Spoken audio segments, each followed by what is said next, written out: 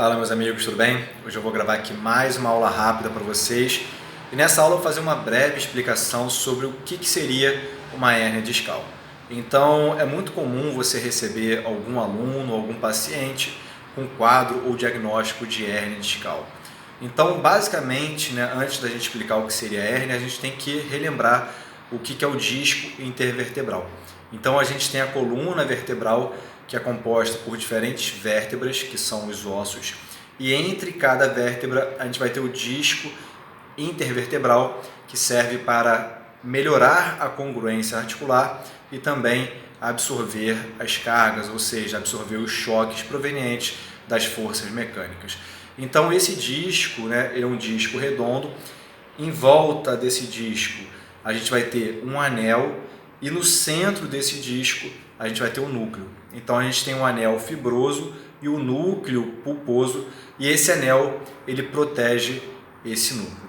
O que acontece é que por diferentes fatores, seja às vezes um processo degenerativo ou um processo mecânico de alguma carga muito grande aplicada, esse anel ele pode se romper. Então, se esse anel ele começa a sofrer degeneração, esse núcleo ele começa a extravasar. Então, um exemplo muito clássico, só para a gente entender o que seria essa hérnia discal, você imagina um babalu. Então, o babalu ele tem uma proteção e dentro dele a gente tem ali o recheio, que seria o núcleo. Então, se você aperta muito forte, por exemplo, esse babalu, esse núcleo vai extravasar. E é o que acontece com o disco quando ele sofre algum processo degenerativo ou quando ele sofre alguma força mecânica muito grande, que pode ser uma força única, um impacto único, ou ao longo do tempo essas forças repetidas.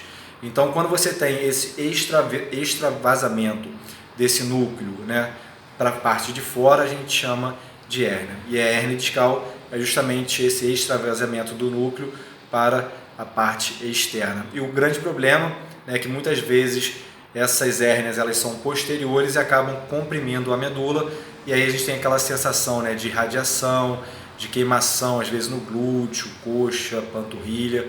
Isso é sinal que você pode ter alguma raiz nervosa sendo comprimida.